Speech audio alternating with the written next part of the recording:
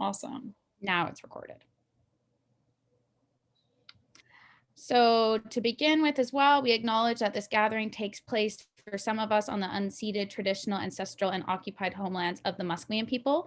For those of us who are non-Indigenous, our presence on these lands is an ongoing act of colonialization. When we acknowledge these territories, we also acknowledge our responsibility to center and support Indigenous sovereignty in all of our organizing and being. So today's event is organized by CJUBC, which was formerly known as UBC C350. Climate Justice UBC is a student-run climate justice group on campus and online now. Since 2012, we have been taking collective action on issues related to climate policy, Indigenous sovereignties, and fossil fuel divestment in effort to hold a UBC administration and the wider community accountable for inaction on climate change. So what is climate justice? It is a UBC group that organizes using justice frameworks, meaning that we acknowledge the colonial, capitalist, patriarchal, cis, heteronormative, and racist systems that are complicit in the creation of our current climate crisis. We also have strategic and moral obligation to dismantle these systems in conjunction with our efforts to mitigate climate change. And a quick overview of today. We are going to be talking about one of our longest ongoing campaigns, which is divestment. In 2019, you may have heard about the news of the Board of Governors' decision to divest from fossil fuels. This was a huge victory for CJUBC, as well as the other numerous campus groups and individuals who are working on this for 7-year-long campaign. Through this presentation, we hope to give you a sense of the global divestment as a whole. And we're also like to zero in on some of the lessons we've learned while working specifically on divestment at UBC. We'll start off with a one-on-one on divestment that will go into a full story of the campaign, followed by some reflections on how we achieved this victory and the significance of this movement. We'll cap it off with some info about what we're working on now, as well as different discussion times for you guys to ask questions. And so this is our very first time. If anyone has any questions, you can put questions in the chat, you can raise your hand, anything like that. I don't think there's much to ask at this point, but you guys totally have free time. But if not, we'll get going. Okay, thanks so much, Chloe, for the intro, and thanks so much, everybody, for being here. So before we go into the UBC divestment story, I just want to talk a bit about what divestment is. So divestment it's the opposite of investment. It's withdrawing invested funds from a company or an industry, usually for ethical reasons. So our campaign was to get UBC to withdraw its millions of dollars it had invested in the fossil fuel industry. And so divestment has a really, really long history as a tactic for social change. It's been used as a tactic to sanction the tobacco industry, in abolishing apartheid in South Africa, and right now in deconstructing the prison industrial complex in the US. And for a long time, most of these movements have been successful. On the next slide, you'll see, here's a graph of how $14.5 trillion have been invested by over 1,300 institutions in the last few years. And you see that faith-based institutions usually lead the way in divestment commitments. Here are also just some specific organizations that have already divested fully from the fossil fuel industry. And they're as far-ranging as the Rockefeller Brothers Fund, which literally got its start in oil, to the entire government of Ireland. So this movement is gaining traction. And it's also important to remember, as we talk about divestment, that we use it both as an economic and a moral disincentive to the industries we target. So divesting money from the fossil fuel industry does less to bankrupt the companies causing damage than it does to make them unpopular. Basically, if enough institutions with power and prestige like UBC divest from these companies on moral and ethical grounds, then these companies start losing their social license to operate. So that's our theory of change, is trying to erode that social license that these companies have. And that also means that communicating why we're divesting, specifically the moral side of it, is just as crucial as the divestment itself. So that's why we're here storytelling to you today. And I'll go more into this later.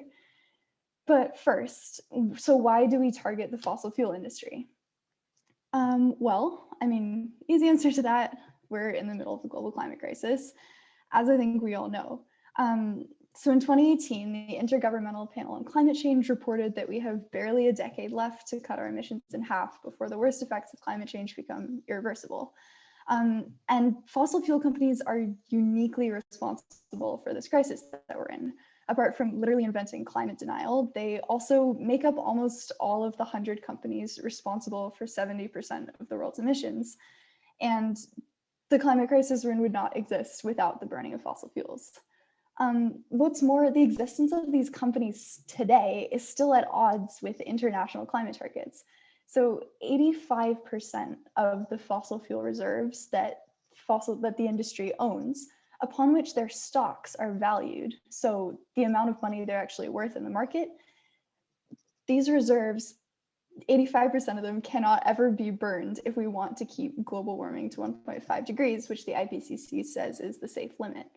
So you might have heard this phrase at climate events before, but basically it's crucial that we keep these fossil fuels in the ground. So this is an image from the production gap report, which shows that in order to follow a 1.5 degree consistent pathway, the world will need to decrease fossil fuel production by around 6% per year in the next decade.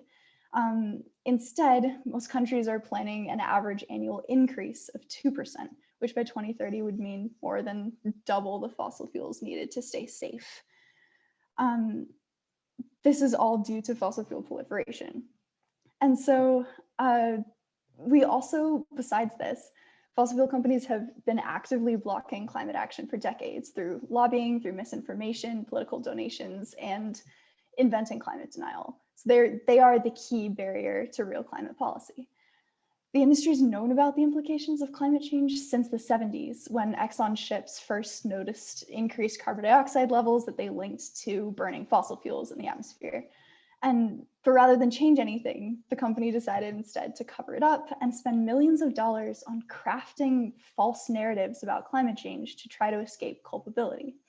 Other fossil fuel companies like Shell and BP joined in, and these companies effectively created what we know today as climate denial to protect themselves. Since 2015, the top 5 major oil companies alone have spent over $1 billion in misleading anti-climate action campaigns. And these campaigns have worked. So their strategy now, as climate denial becomes more and more indefensible, is to mislead the public into believing that fossil fuels can somehow still be part of the climate solution. Here's the most recent tweet that I just pulled from Shell's Twitter this morning. It's more greenwashing, claiming that Shell's natural gas will somehow get us out of the climate crisis. And this kind of rhetoric is in their ads everywhere, especially related to natural gas, weirdly enough, but it clearly seems to work. Here's also a picture of Trudeau insisting that the Trans Mountain Pipeline, which he bought a day after declaring a climate emergency, is somehow still compatible with Canada's climate plans. It's not. But climate change aside, despite this crisis aside, the fossil fuel industry is known for its egregious human rights record. And so the fuel that's powered capitalist economic growth has always depended on the colonization of lands and people. And it's no coincidence that many of these companies active today, from British Petroleum to Royal Dutch Shell, since their inception have been tools of these countries' empires. And even today, from Shell poisoning the waters of the Niger Delta, to mining companies disappearing land defenders in Central America, to fossil fuel infrastructure in Louisiana creating Cancer Alley, to Canadian fossil fuel work camps or man camps being linked to missing and murdered Indigenous women, the violence committed by these companies has not stopped. Here's a picture in December 2019, just a close to home example of this. The Guardian reported that the RCMP were prepared to deploy snipers to attack Wet'suwet'en land defenders for blocking construction of the Coastal GasLink pipeline on their unceded territory. Basically, Indigenous people have always been at the forefront of climate leadership, and fossil fuel companies consistently on the side of committing violence, fast and slow, against their lands and people. And what's more, we're realizing more and more now that fossil fuel companies have a vested interest in the suppression of protest. They finance police foundations, which are used to buy additional weapons and surveillance technology. And they also pay security forces to arrest and intimidate land defenders. This is happening right now in Minnesota and also around the world. And recently, they've been lobbying state and provincial governments to pass laws criminalizing protest. A famous one passed back in November was the Critical Infrastructure Defense Act in Alberta, which now makes it a more serious crime to even trespass or walk in the vicinity of fossil fuel infrastructure. So with all these reasons to divest in mind, basically, here's how we plan to use divestment as a tactic against this industry. And this is where I'm going to go back to social license, what we talked about earlier.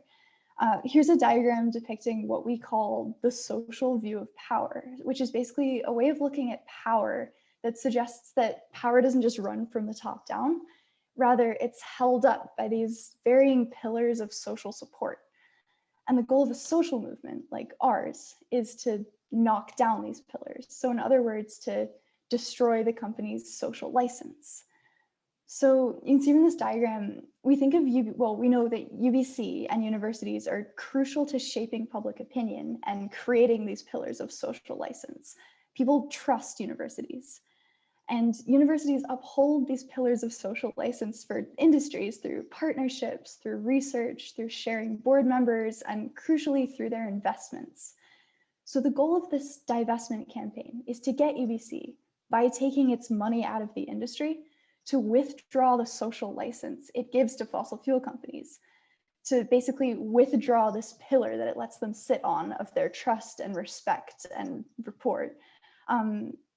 Knowing that as an influential institution, if UBC takes its money out, that'll have big reverberating effects. So like a common misconception about divestment is that the goal of it is by taking your stocks out, the company will lose money and we're trying to bankrupt them that way. It's not quite how it works. And I hope this presentation clears it up.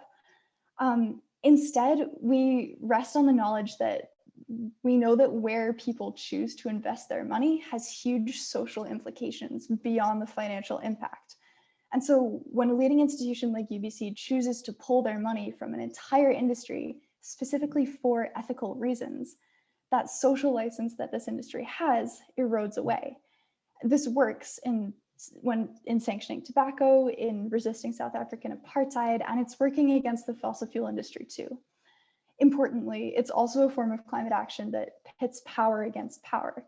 Basically, rather than relying on those least responsible to make personal sacrifices, which like we hear a lot in terms of climate change, the onus of responsibility instead is on those with the most economic power, like UBC with its $2 billion endowment, to use that money to make a change.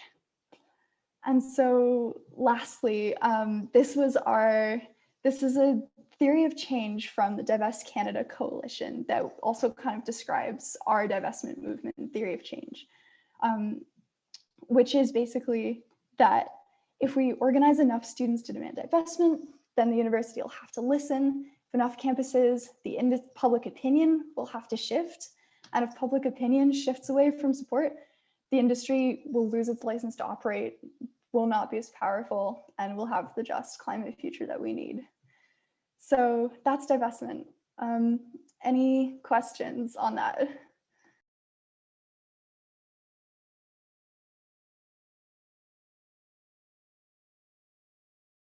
Or comments if anybody wants to, add anything onto that about what you know about divestment or your experience working on it. We'll get into like the story of the campaign in just a moment, but for now, anything about like divestment in general.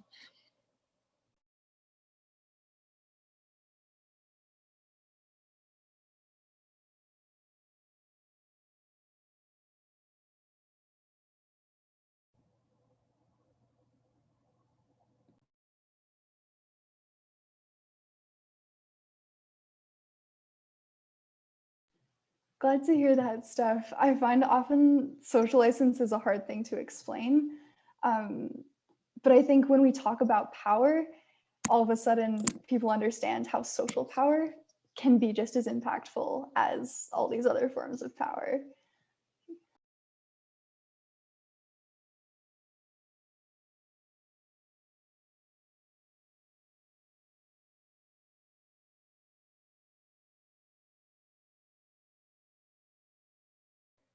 Cool. Well, I think we'll, if there's no questions on this part, I think we'll get into the next part, and I'm sure there will be lots of questions and comments that come up because we do have a lot to cover because this was a long campaign. So yeah, now we're going to get into the full story of the campaign at UBC. But before we do that, I just want to give some context about the goals and targets of our campaign. So these are kind of what we were able to come up with, like 3 main goals that underlay the campaign throughout its history. The first goal, of course, was to get UBC to divest from fossil fuels, and in doing so, set a model for other universities to follow. But getting UBC to divest alone would not be enough. As Anna said, has just clearly explained, the purpose of divestment is to remove social license from the fossil fuel industry. So the divestment announcement would need to be tied to the climate crisis, leveraging UBC's moral and academic authority in condemning the fossil fuel industry. Last but not least, we wanted to educate and activate the campus community. Again, divestment is about social license. So we needed to spread the word about the role of the fossil fuel industry in fueling climate change. We also wanted to help people feel empowered to take action. At the time we started this campaign, most climate work focused on individual behavior change. And we recognize the limits of that approach because it can divert accountability from institutions. We wanted to show students and other community members that we could leverage our collective power to create systemic change. Change is much bigger than what an individual can do alone. So oftentimes folks wonder, why does UBC even invest in fossil fuels? And UBC, like most universities, has an endowment fund, and that's where these investments come into being. The purpose of the endowment fund, according to UBC, is to, quote, provide financial support to the university's academic mission in perpetuity and to further UBC's vision to create a learning environment that fosters positive global citizenship. The money in the endowment fund comes from 2 sources. One is donations, which make up about 75% of the revenue. And 2 is land revenues, or in other words, UBC leasing out the stolen land on which it occupies. And that makes up about 25%. So in total, UBC's endowment is valued at $2 billion. And this is separate from the pension funds that UBC also manages. This money is then invested in a variety of assets, including stocks, bonds, real estate, etc. And the returns on these investments are then used to fund various university activities, such as research, scholarships, and academic programs. And then, and there are many different endowments within the endowment fund. Each has a specific purpose or program that it funds. And then any extra returns are put back into the endowment fund so that it can grow over time. From what we know, UBC had up to $85 million of its endowment invested in the fossil fuel industry. At the end of 2019, that figure was about half at $43 million. Our campaign sees these investments as contradictory to UBC's acclaimed leadership on sustainability and its purpose statement to foster global citizenship and advance a sustainable and just society. When our institutions refuse to acknowledge that investing in corporations means fueling inequity and profiting off of crisis, they too are complicit in perpetuating crisis. What they refuse to acknowledge is that maintaining the status quo in an era of climate crisis is in itself a political act. With 10 years to change everything, every institution needs to be pivoting its full arsenal of resources to build a just and fossil-free future. Universities have a public mandate to prepare students for our futures. Now, in order to launch our campaign, we needed to know who was in charge. Who is accountable for the decisions about where UBC's money is invested? To answer this question, I'm first going to provide an overview of UBC's governance structure, and then we'll zero in on the key decision makers pertaining to divestment. UBC has 2 governing bodies, the Board of Governors and the Senate. The Board of Governors is responsible for the management, administration, and control of the property, revenue, business, and affairs of the university. The board is comprised of 11 individuals appointed by the province, as well as 3 students, 3 professors, 2 staff, the president, and the chancellor. The board chair is Nancy McKenzie, one of the provincial appointees. Within the board, there are several committees, such as finance, sustainability, learning and research, Indigenous, etc. The board also oversees the president, Santa Ono. The president, in turn, oversees the various vice presidents, such as the VP of Research, VP Finance, VP Alumni and Development, etc. And the president also chairs the other governing body, the Senate, which is responsible for all academic matters. UBC also has several what are called government business enterprises, which are profit-oriented corporations owned by UBC. This includes UBC Investment Management Trust, otherwise known as IMAT, which is a separate entity that manages UBC's investments. These enterprises have their own boards, which have fewer transparency requirements, but they do report to the Board of Governors. And finally, UBC has a chancellor who is the figurehead of the university. So here we've highlighted the main decision makers that are responsible for divestment. The board, as the governing body in charge of financial matters, has ultimate say on this issue. Within the board, the finance and sustainability committees, previously the responsible investment committee, play a key role. But even though the board is the ultimate decision maker, we should not underestimate the role of the administration. The president, along with other members of the administration, make recommendations to the board based on the research and work that they do. In this case, the president, VP Finance, treasurer, and legal counsel are responsible for recommendations pertaining to divestment. The work they put forward shapes the board's decisions. Most of the board members have lots of other things going on, and they spend little of their time proportionately at UBC. And so they trust the work that the full-time staff put forward to them. IMAT also reports regularly to the board, and the board trusts their expertise as investment managers. So that's just a little overview of the different targets in this campaign as we were working towards divestment. And then here is a little summary of the key moments within the campaign, which we are going to go into more detail now. But for now, you can just take a minute to look this over just to get some context for what we're going to dive into.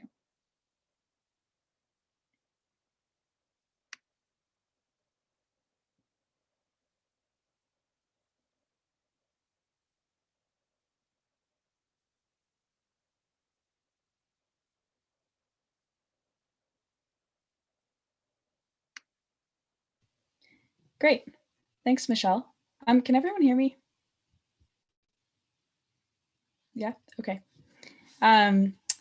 So now that Michelle has laid out kind of some of the key players in the divestment movement, we're going to really dive into some of the strategies that were used throughout UBC's campaign.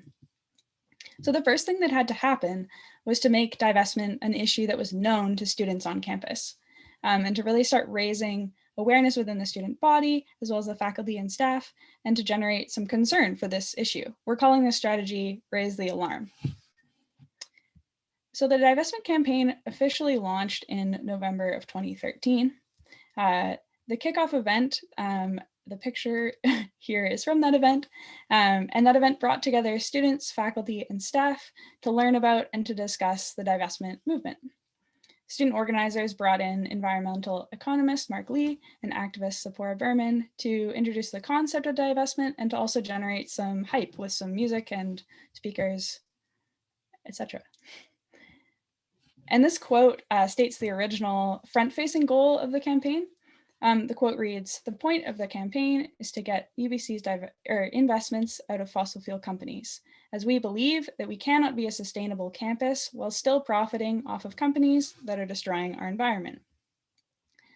So like Anna was touching on earlier, you can see that the campaign messaging that was put forward from the very beginning really centered around questioning the reputation that UBC claims as the sustainable university.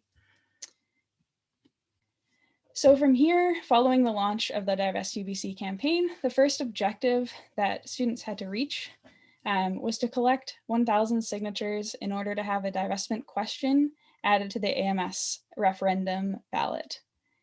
By holding many face-to-face conversations like you see in these photos, students from UBC C350 were able to secure over 1,200 signatures from individual students. And as a result of those 1,200 signatures, the following question was put on the 2014 AMS student referendum. The question is, do you call on the AMS to make all reasonable efforts to urge UBC to divest from fossil fuels? 77% of voters said yes, and that made it so that the stance that UBC should divest became official AMS policy. And this also really showed that divestment was an important issue to students. And you would think that this would have prompted the Board of Governors to take action, given that hypothetically they're meant to represent the will of students. But instead, in April of 2014, the board put out a responsible investment policy. And not only did UBC refuse to consider the student will for divestment that had been expressed via the referendum, but this new responsible investment policy required retroactively that another constituency, meaning a faculty or staff, had to hold a referendum before the issue of divestment would even be considered. And that referendum had to pass successfully. So the newly minted responsible investment policy also outlined 5 criteria for divestment, which are listed on the slide there. So there's some serious flaws with all of these criteria, as UBC C350 members worked hard to point out in several briefs, which we'll talk about in a moment here. But I really want to draw your attention in particular to criteria 3, because it's one that you might not be so obvious when you first read it. So criteria 3, the absence of alternative policies, essentially said, from what I understand, that UBC would never divest so long as there were alternative policy routes that could address the climate crisis. This completely misses the point of divestment, in that divestment was always described as one of many options that UBC must take in order to respond meaningfully to the climate crisis. It was never presented as the only option, but rather as one imperative step, given the huge amount of social power, as Anna outlined, that the university holds. So, with the new responsible investment policy in place, UBC C350, which would later become Climate Justice UBC, now had several challenges to confront, kind of all at the same time. First, they had to put forward arguments to satisfy those 5 criteria, because the board wasn't going to do their own research. And second, they had to generate more support on campus, enough to successfully pass yet another referendum. So this is about strategy 2.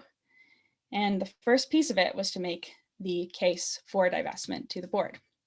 So over the course of the campaign that we're talking about tonight, students from UBC C350 did intensive research and put together 3 separate briefs for the board, all of which described the context of the climate crisis, as well as the moral imperative and the feasibility, both legally and economically, of divestment. The one put forward in October of 2014 that we're talking about right now responded directly to each of the 5 criteria put forward by the board.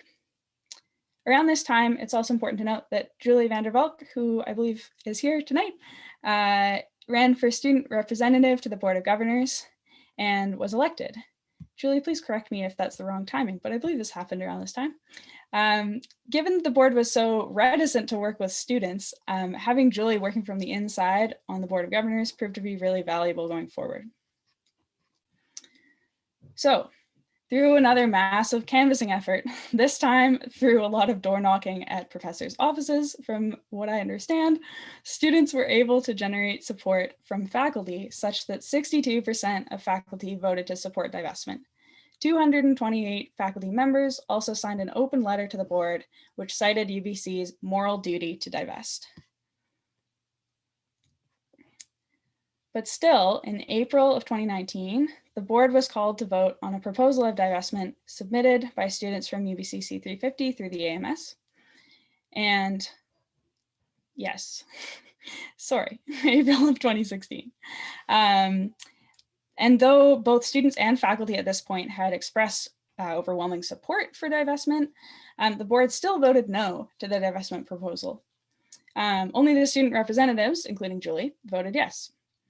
Members of UBC C350 showed up and claimed space in the board meeting. That's what's shown on the slides here.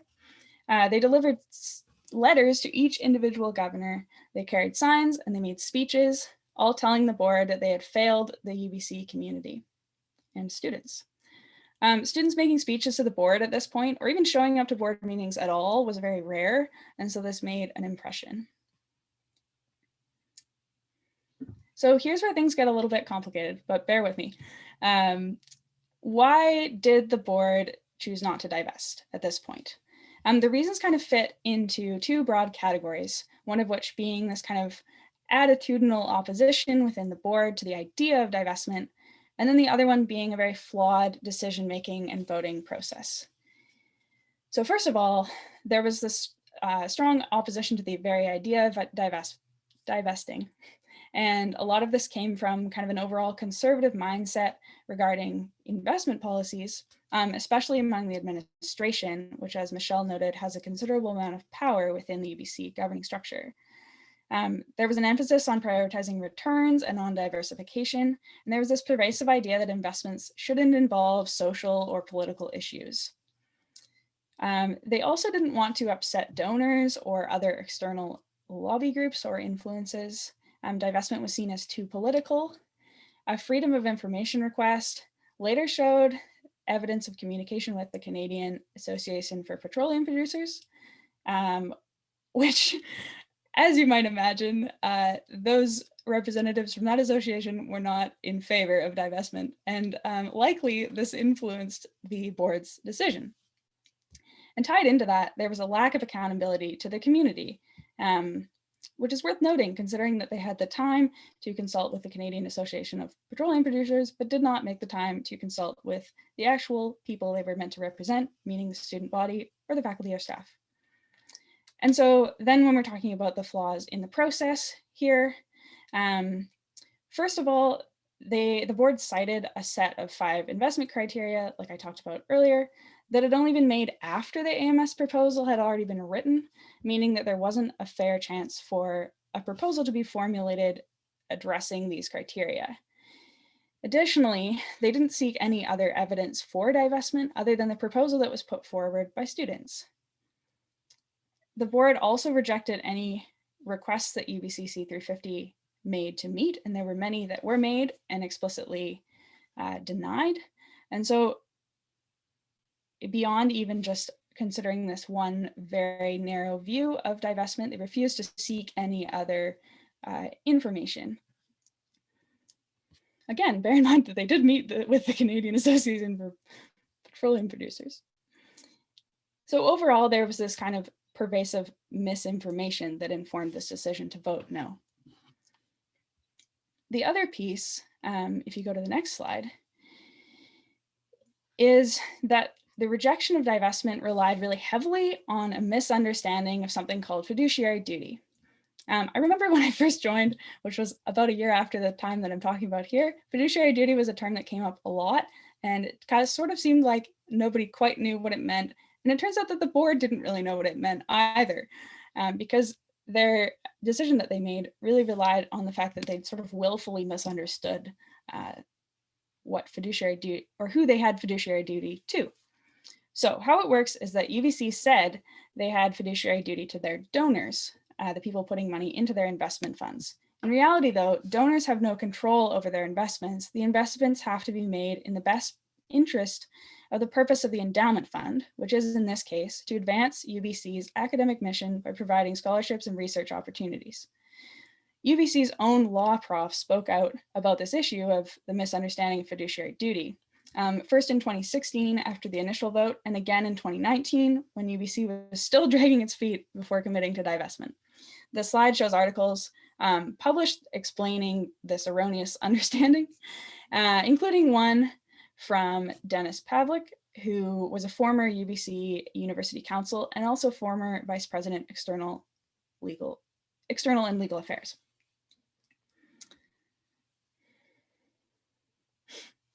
So in February of 2016, UBC made an announcement to create something called the Sustainable Futures pool. And I should perhaps say sustainable in quotations, because some of the companies that were included in this fund that was touted as a low carbon sustainable fund are shown on the slide here. You might recognize logos of ExxonMobil, Shell, Kinder Morgan, and Enbridge. Somebody in the chat says big yikes, and I agree. The investment criteria of the new fund that they'd created allowed these fossil fuel companies to be considered low carbon because they failed to account for the carbon that was associated with the fossil fuels the companies produce, which doesn't make a lot of sense. And so this was the fund that they put forward as an alternative to divestment. Students and faculty asked for full divestment, and they came back with this low carbon sustainable funding pool. And that leads us into discussion time. I just want to say here that none of the presenters were present during this period that Ariana just explained. However, I do know we have some people on this Zoom call that were present. So maybe you can tell us how well we did recapping that period. Yeah, if there's anything you'd like to correct, that would be really great. Or also if you have any kind of memories of what that time felt like, we'd love to hear it.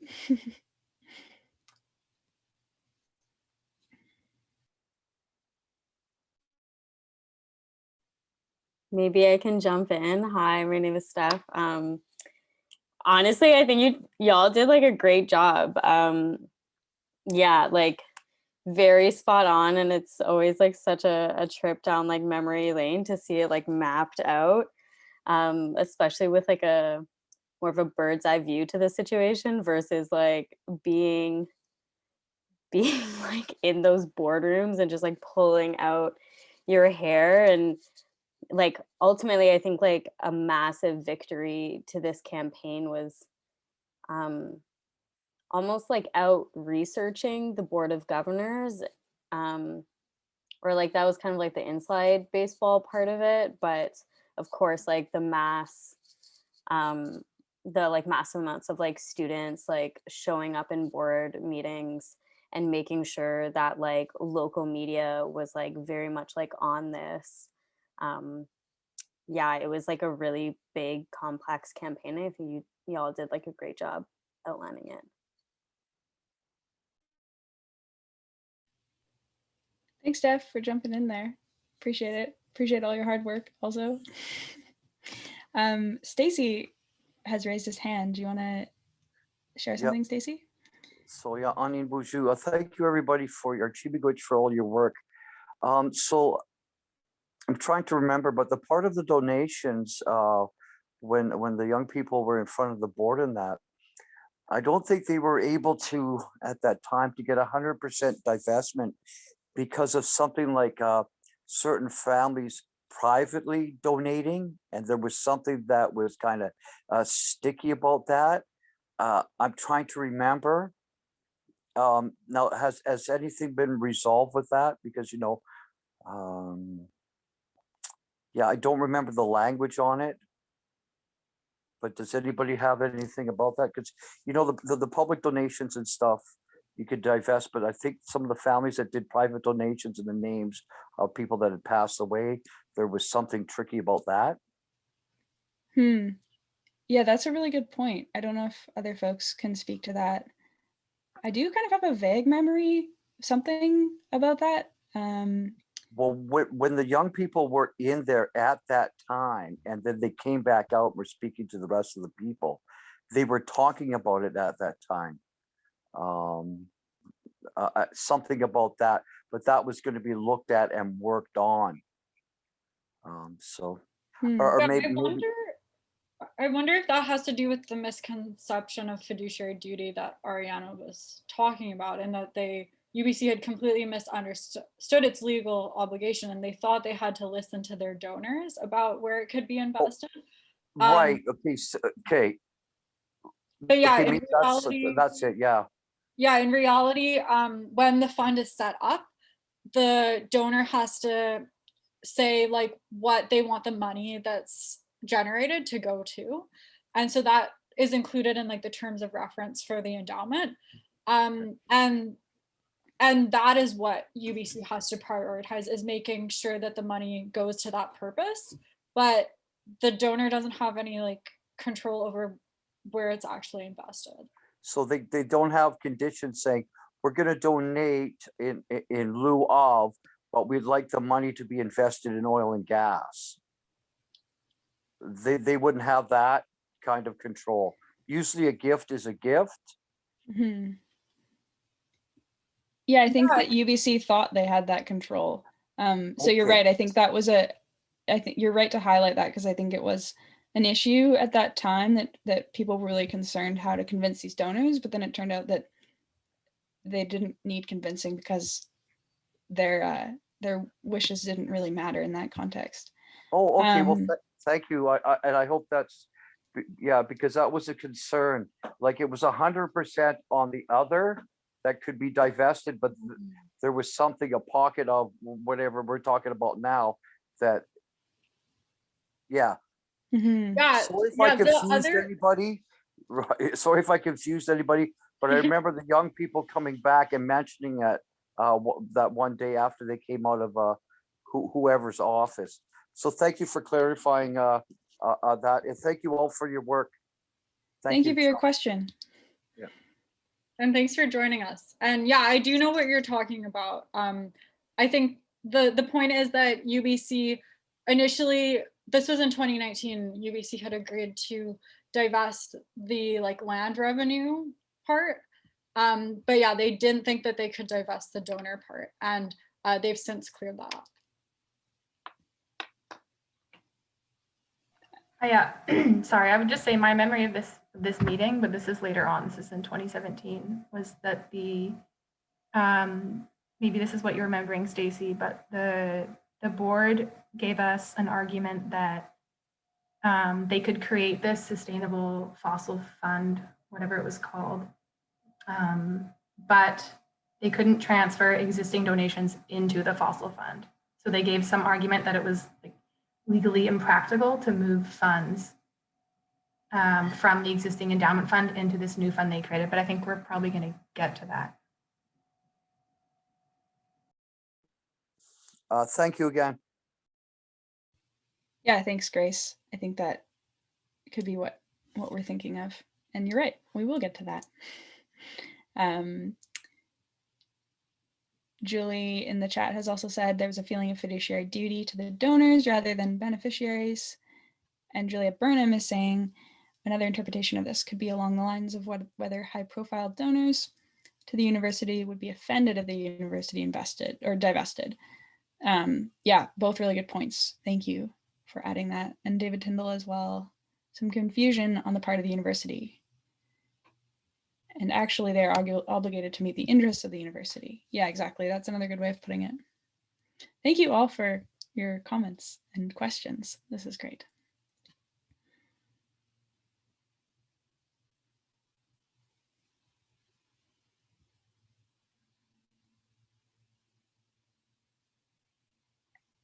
Abby Hurd, do you have something you want to add?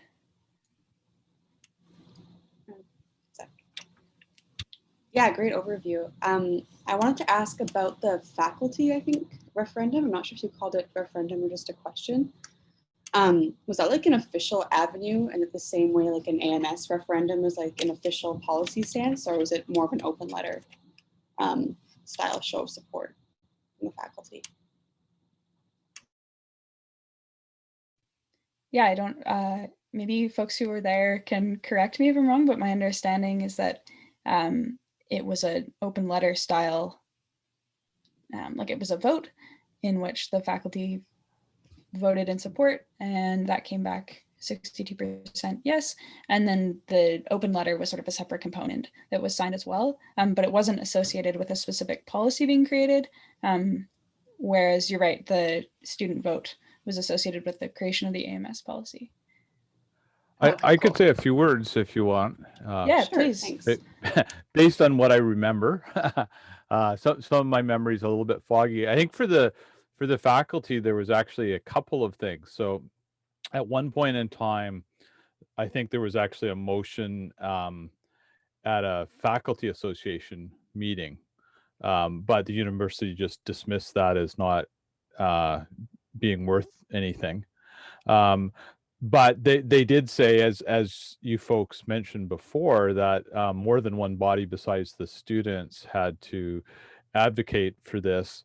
And so it was actually an official vote that went through there's a mechanism for faculty votes on various things. And so in that sense, it was an official vote and echoed the vote of the students, and met the criteria that the board had put down about there being at least two bodies that supported the general motion.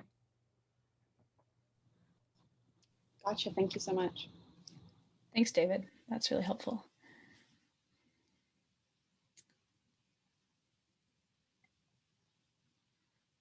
Any other questions? We'll have another slot for questions later on as well.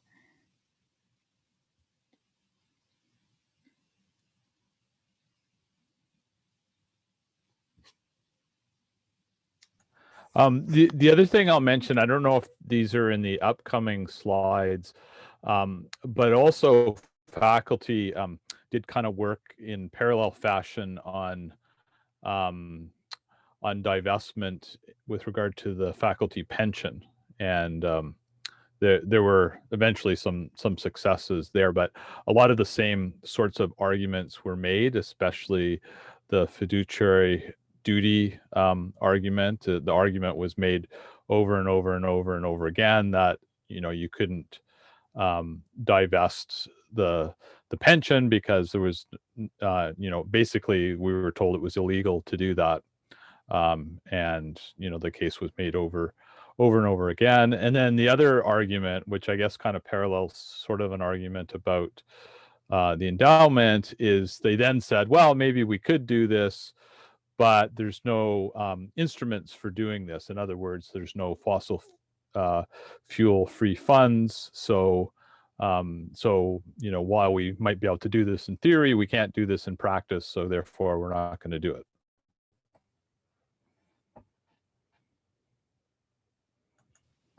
Right. Yeah, thanks for that. We didn't actually have that included in the presentation, so that's really great to know. Thanks, David. Julie, you have your hand up. Do you want to add a comment? Yeah, I think this is a excellent throwback. It's a really good reminder of kind of all the steps. And I think I just have one sort of more feeling memory. And it felt like through this time that the university set up a process, like they set up a series of hoops for the campaign to jump through. And we were jumping through them exceptionally well, exceeding all expectations. I think to the disappointment of some authorities. And it was kind of at the point that I think this presentation is at. We had jumped through all of the hoops. I had sat on the board. We had had kind of protests. We had had letters. We had had media. We had had like those faculty letters that you mentioned, but it was still a no. And I think like this is the time when I sort of left the campaign because I left the school. But in general, I think it was sort of a moment of, well, we jumped through all the hoops and it didn't work. So what do we do next? What power do we have? So I'm just setting up the next section. That's so perfect and really excellently put. Thank you so much for the segue and the setup. And thank you for your hard work on this as well. Steph says plus to Julie. And with that, maybe we'll move into our next section. Hey, that seems perfect. Yeah, that's a perfect segue. So yeah, I will get on to the next section. So while the rejection by the board was a hard blow for the campaign, as Julie just mentioned, it from my perspective, it didn't in any way lessen our resolve. And I think part of that was because we had new organizers coming in. So I know that personally, I joined the campaign right around this time. I actually, that board meeting where the board decided not to divest, it was the first board meeting that I attended. And I was really frustrated to see how the board just totally ignored these sound arguments that were being made by the students of UBC 350, who had just become my new role models. It did make sense to me why an acclaimed leader in sustainability would vote down divestment. And I was determined to figure out why and make sure that decision would be reversed. As a group, we recognized that the board wasn't receptive. And so we pivoted from advocating for full divestment and started chipping away at some small wins. The goal was to prove that divestment is possible. During this time, we also devoted some more energy to other campaigns, such as electoral organizing and protesting against the Trans Mountain Pipeline, so we could continue to grow the movement while the case for divestment grew stronger. So the first step in this new phase of the campaign was to make sure that the Sustainable Future Fund was actually, sustainable. While it was a small amount of money, we knew if we could make sure it was fossil free, it could act as a starting point for full divestment. In advance of the meeting where they were going to discuss the fund, we rallied the community to send 150 emails to the board calling on them to make the fund fossil free. We showed up with signs, and one of our organizers, Steph, who is here, gave a presentation, as you can see in the photo. Then the board surprised us with 3 consultants they had flown in from Toronto and San Francisco to defend the fund. One of our organizers, Alistair, was given the opportunity to ask questions. He asked them how a low carbon fund could possibly include fossil fuel companies, citing his own research on that specific fund. The consultants were clearly totally caught off guard, having no answers to give. It was an amazing scene to witness as a newer member to the group. I think that moment really won us a lot of respect from the board. So after that meeting, we felt pretty good about the impression we had made and the case that we had made, but we weren't sure if it was enough. And then a few months later, we went back to the board, and there was a proposal on the agenda to make the Sustainable Future Pool fossil free. It passed unanimously. UBC agreed to start with $10 million and grow the fund over time through additional contributions, as well as opening it up to donors. This was significant because it prompted an investment firm to create its first fossil-free fund, and it resulted in the largest fossil-free pool at a Canadian university. Though, of course, there was still lots more work to do. The other campus fund we thought we could leverage was the AMS Endowment Fund of $16 million. The AMS had a formal policy to support divestment, so we believed that they had a duty to divest their own funds. I actually applied to work for the AMS that year as the AVP Sustainability, and in that role, my first priority was divestment. When I got access to the AMS's investment list, I found a fossil fuel company within the first 5 lines. I worked with the AMS VP Finance to put forward a motion for divestment, citing the AMS's previous stances. The motion was supported unanimously. But this would not have been possible without the student referendum that UBC 350 had done 4 years earlier to make support for divestment an official policy of the AMS. From there, divestment became an increasingly hot topic for the AMS, as you can see in this article. During the 2018 to 2019 school year, our group started doing more divestment education, including canvassing, teach-ins, and a break up with big oil campaign. With increasing student awareness of the issue, AMS candidates knew they had to make their support for divestment clear in order to win.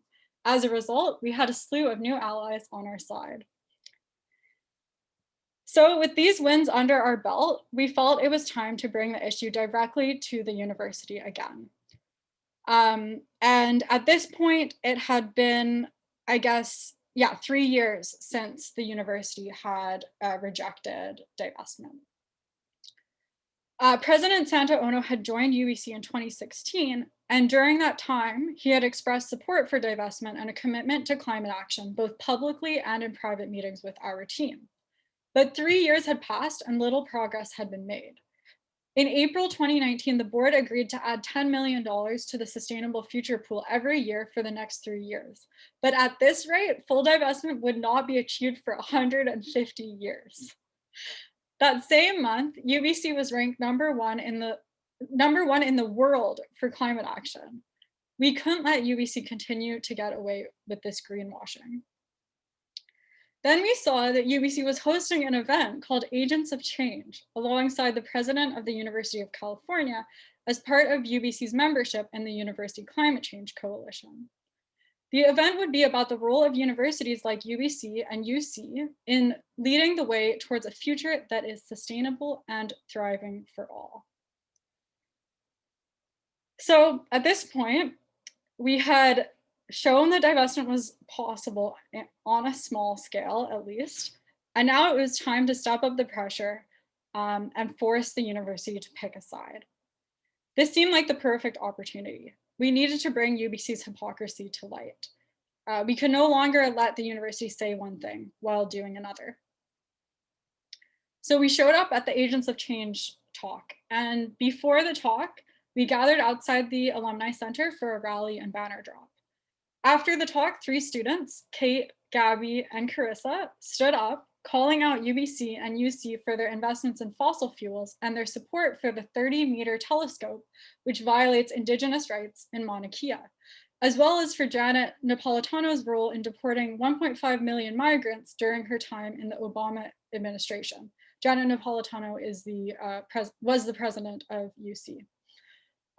We spoke out on all these issues because they're all contrary to the principles of climate justice. We didn't know what to expect going into this.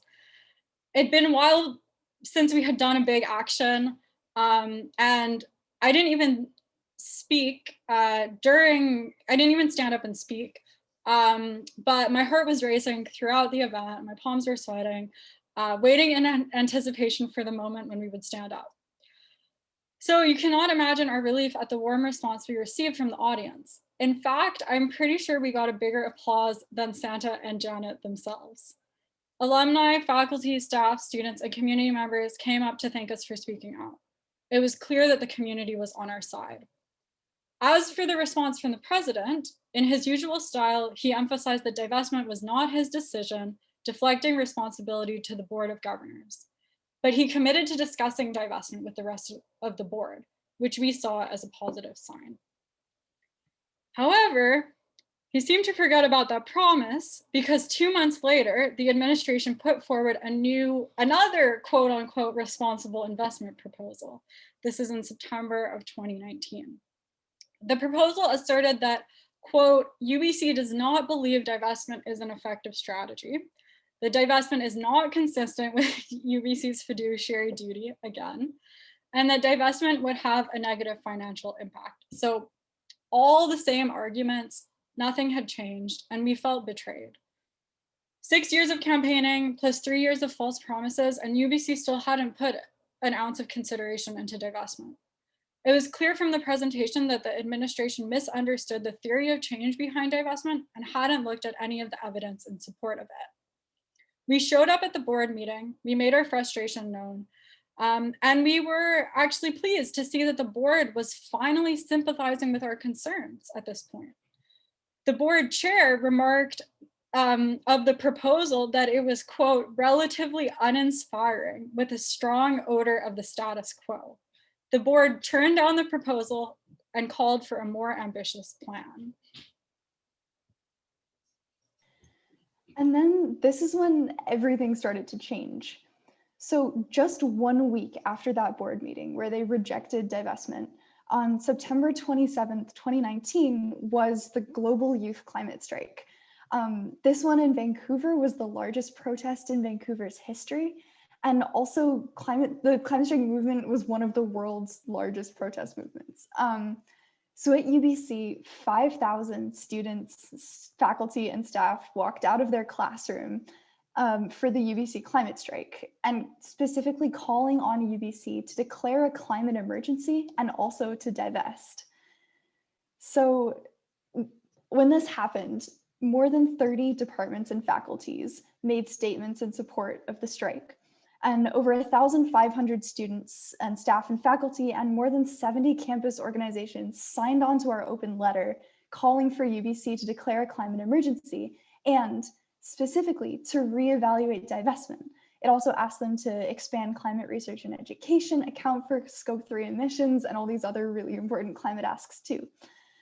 But basically what happened is we ended up being able to leverage this incredible worldwide protest movement that was extremely popular and use it for our goal.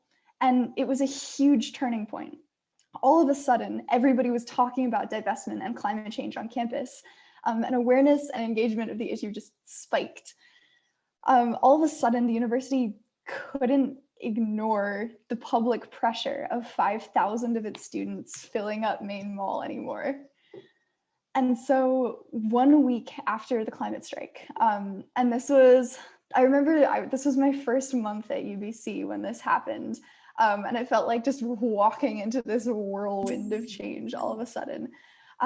So 1 week after the strike, CJUBC delivered the open letter that 1,500 people had signed to Santa Ono's office, asking UBC to be accountable to its commitment to climate leadership and to the needs of the community that had just gone on strike. Santa Ono president responded with interest in meeting and increasing UBC's climate commitments. And seemed also interested in working on a climate emergency declaration. Then over the next few weeks after the climate strike, it seems like pressure just ramped up and up and up. So first, Concordia University became the first major university in Canada to fully divest its endowment from fossil fuels. That was a huge blow to UBC's reputation as a climate leader. And then just a couple weeks later, the University of California system, which is the US's largest university system, also divested their $13.4 billion endowment and their $70 billion pension fund. This was especially significant because it was the University of California system that co-hosted the Agents of Change event with Santa Ono, and that founded the University Climate Coalition, which Santa is now the president of. So all these things suddenly made UBC look like it was falling behind. Then directly after that, November 22nd, we recognized the growing and mounting pressure on UBC to divest from all angles. And we showed up at the Responsible Investment Committee meeting, the Responsible Investment Committee of the UBC Board of Governors. After meeting with Santa, the treasurer and the legal counsel of the Board of Governors, and with support from the student board reps who'd been with us the whole time, put forward a proposal to this Responsible Investment Committee for partial divestment of UBC's assets from fossil fuels. The proposal only asked to divest $381 million, or about 25%, basically divesting the land assets, but not the donor revenue from the investment fund. It wasn't everything we wanted, but it was a start. This was my first action with CJUBC. And I remember being there in the hallway, standing there with a sign with hundreds of other students chanting in support of divestment, and just feeling the pressure in the air as we watched the Board of Governors walk into the room and we were telling them, commit to your climate leadership, be a climate leader. I was terrified. But in that room, Michelle and others told the board that partial divestment was a good step, but it was coming too late. We, in the end, wouldn't accept anything less than full divestment. So the goal of this action was to force the board members to pick a side, basically to say they could no longer claim to be climate leaders or claim to support climate action without divesting. And so this is a strategy called polarization, basically getting rid of the wishy-washy middle ground that politicians and elected leaders like to sit in, and saying either you stand with us or you stand with the fossil fuel industry. Then, After that, after this, we presented the case for full divestment at the responsible investment committee meeting. And to all of our surprise, to our shock, standing in the boardroom, in the end, they voted yes. That's Michelle presenting there. That's us with signs. Basically, the board couldn't afford to let down the hundreds of students standing there watching them in the boardroom. And in the end, they passed the motion for partial divestment. But then a number of the board members, with our eyes on them, spoke up and said, this isn't even enough. We need to pass full divestment. And this was a huge shift in perspective, especially compared to the September meeting just 2 months ago when the university had rejected divestment completely. So the next week, a motion to explore full divestment was then forwarded to the finance committee and passed and forwarded to the full board. So we had one more meeting to go to see if we would get full divestment through. And they did. It did go through. So December 5th, 2019, we did the same thing again. We had a huge rally back outside. We took pictures, we made banners, and we went into the boardroom with our signs and watched the UBC Board of Governors unanimously pass a resolution declaring its support for full divestment of fossil fuels and directing the administration to conduct a legal analysis to make sure that it really happened. So this was a huge moment and crazy to witness. The other thing that was wildly unexpected was that the board also agreed, and this was at the request of one of the board members, to remove the condition from the original motion, which had said that divestment would only occur if it wouldn't hurt the financial performance of the endowment. One of the governors said that it's more necessary to take strong climate action, regardless of financial implications, than it is to protect the endowment. And the board amazingly agreed and took out this clause, basically saying that the endowment was more important than climate. They said, no, divestment matters most. I'm trying to remember which governor. I think it was Joel. I think it was Joel Solomon. It was Joel Solomon. And Nassif Pissoub. I think all three of them were very supportive of that. Got it. And so that was just, yeah, that was a life-changing moment. As we were planning all of these actions, we needed to make sure, of course, that divestment matters, but just like we talked about earlier in introducing divestment, the thing that matters just as much is our public narrative and the way we communicate it. Because people only understand the importance of divestment if we explain why we're divesting and if we explain that it's on ethical and moral grounds.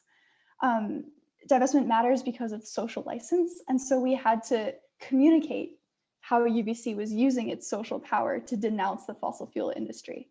So that was our last little step, making sure that when UBC talked about divestment, it specifically denounced the fossil fuel industry in doing it. And it did. UBC, at the same time it divested, also declared a climate emergency and set off a whole list of actions for the university to take. One of the specific clauses in the climate emergency declaration was that UBC would, I'm trying to find it here, was that UBC would specifically denounce, sorry, I can't find the quote, but that UBC would withdraw its support from the fossil fuel industry, and that statement came out with divestment. So all in all, basically in committing to full divestment, UBC finally and publicly broke its ties with the fossil fuel industry and paved the ways for other institutions to follow. It's a huge public denunciation of the industry, and it had a huge ripple effect. So we did this together, and a student movement did this together. I'm so proud to be a part of this group that did this, and also to be able to be part of such a long legacy of student activism that starts with everybody in this room. And it's a testament to how powerful everyday people have been when we can simply just stand up and organize together. So the part now, of course, is that we've done this campaign. Now we're telling the story of it so that nobody, no politician, no institution can ignore the fact that there's no place for fossil fuels in a climate safe world. And that hopefully this is one step closer to the end of the era of the fossil fuel industry.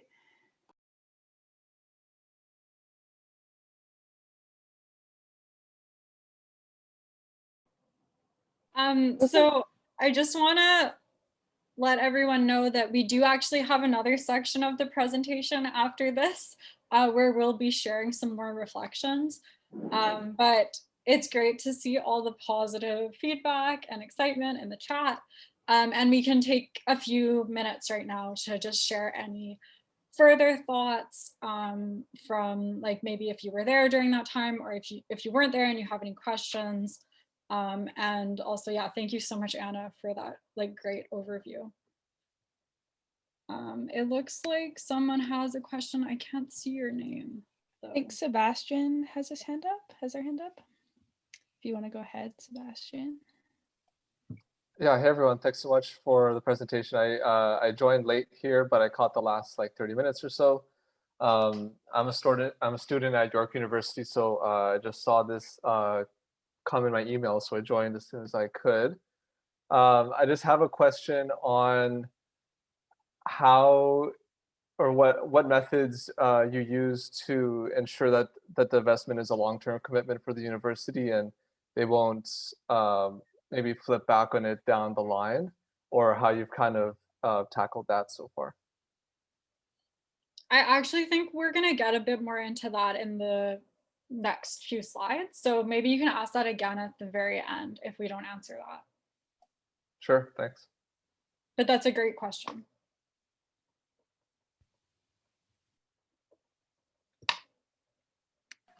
I had one comment just connected to where we were at, I guess that was February 2017, once Julie was off the board.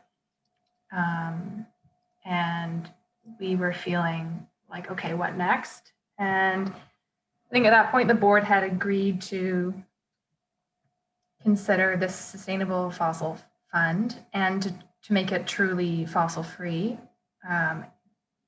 But we were getting some resistance from exactly how much money from the existing endowment, whether or not that could go into this fossil free fund.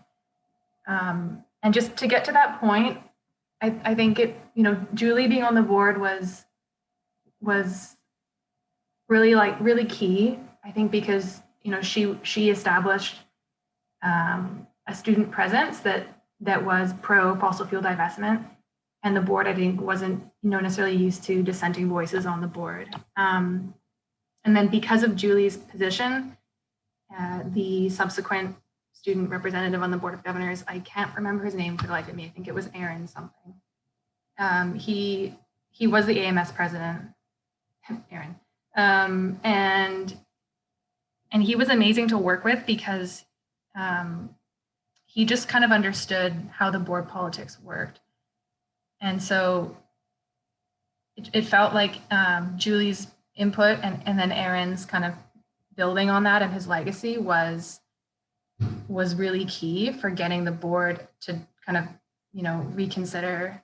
Plus Alistair's work really, and George Hoberg's work was really key for kind of navigating the internal part of the board. So I wanted to bring up that I think the creating kind of a legacy of consistent student voice pro fossil fuel divestment on the board was, I think, an important thing that we want to add to this narrative.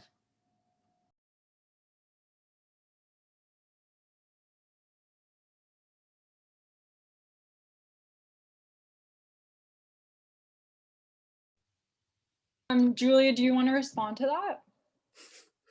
I'll just say hi, Grace.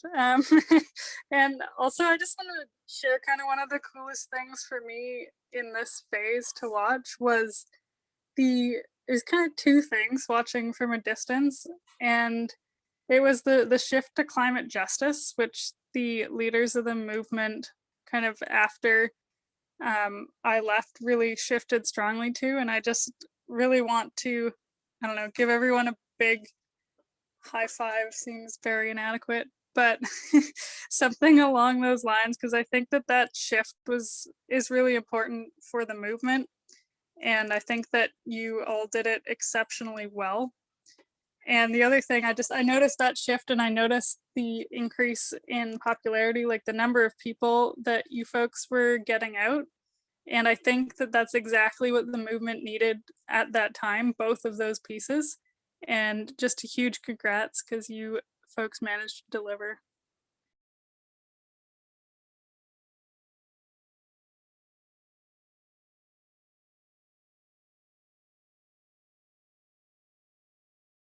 Yay, thank you, Julie. Milan, would you like to ask a question? I just wanted to say this has been an outstanding campaign and presentation, so thank you so much.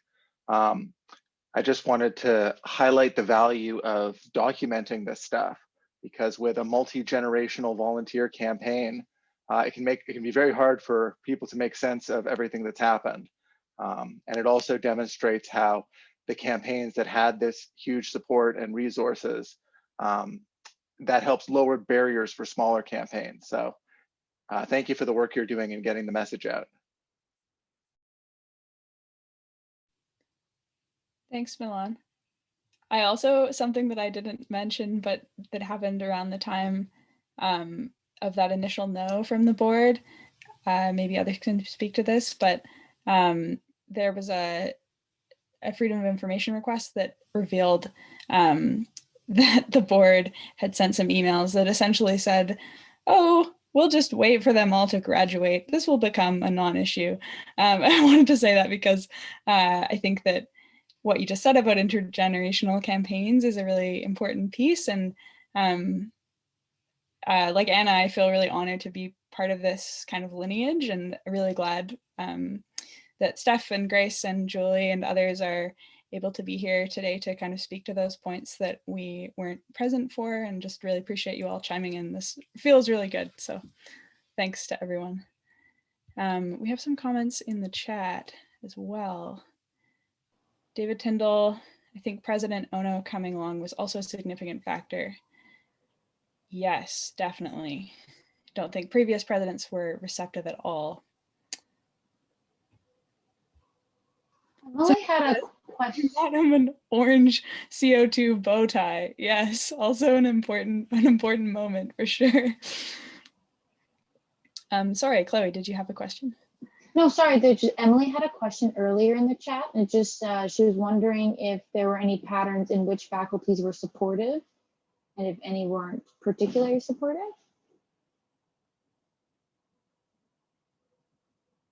So sorry, I'm asking the question as well. Yeah, good question. Can anyone speak to that? Max says, I sent an email to the math department head and he was not very receptive, LOL. Yeah, okay, well, good insider info there. Also, hi, Max.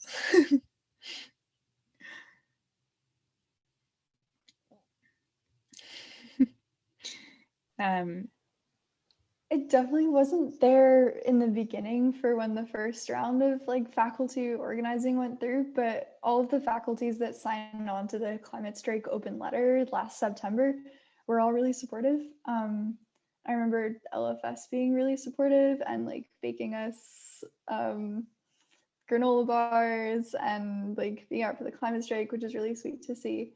But yeah, but like a number of faculties signed this letter and also a number didn't. We contacted them all though.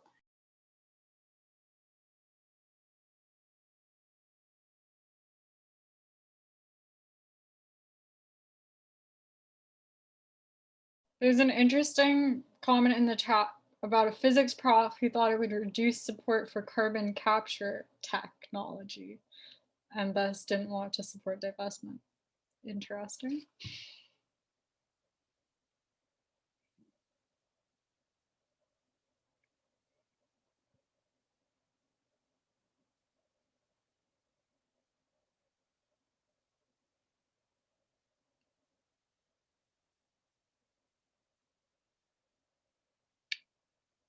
Well, I think a lot of the discussion we've just had is very much related to the next part, where we're going to be sharing some of our reflections on how we think we were ultimately able to achieve this victory, and also the significance of this campaign. So I think we've already like covered a lot of that ground, but I think we can turn it over to Rachel now to take us through that part. Oh, wait. Sorry, I skipped my part. This will be really quick, and then we'll go to Rachel's part. Sorry about that. So this is just kind of, I'm just going to talk about like some of the follow through for, after that December commitment.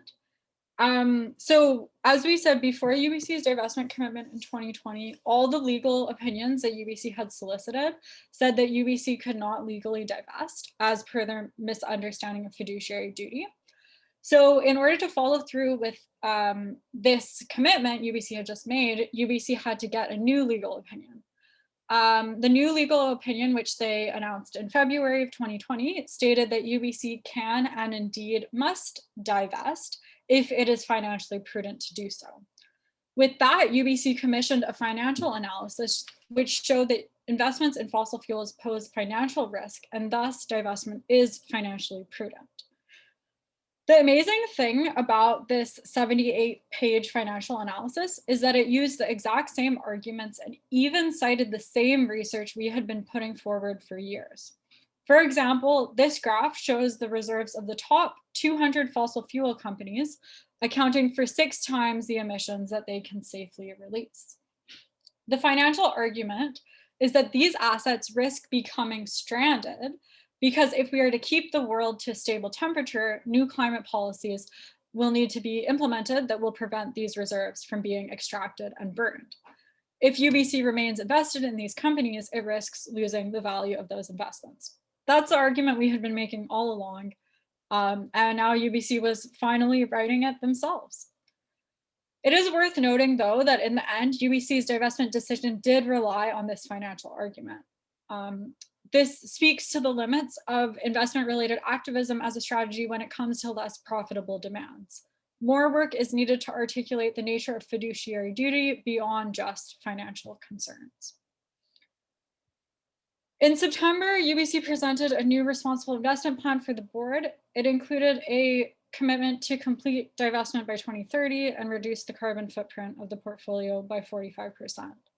It also committed to finally make public the holdings, which was done in December of 2020. In addition, it committed to creating an active ownership policy and working with managers to further integrate environmental, social, and governance factors. And we're still awaiting further updates on what this actually entails. In December, UBC also announced it had started transferring funds to fossil-free options with $34 million transferred. In February, the Climate Emergency Task Force, which had been launched with the Climate Emergency Declaration, published its recommendations based around 9 strategic priorities, including research, education, advocacy, well-being, Indigenous rights, and more. Within the Leadership on Climate Justice section was a recommendation to fully divest by 2025 and reinvest in a just transition. Okay, so now I'm actually going to turn it over to Rachel. Take it away.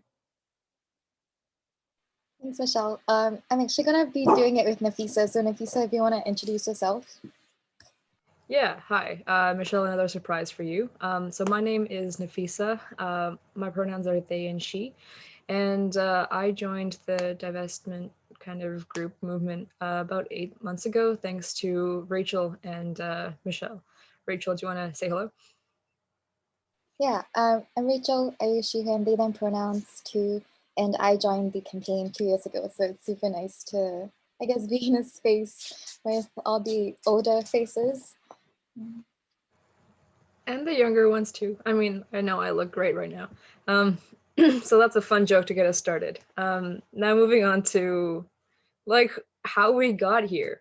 There's been a lot of pressure for years from UBC students and faculty from the very first divestment organizers who circled faculty offices collecting signatures, as we talked about before, to every person who joined the UBC climate strike in September.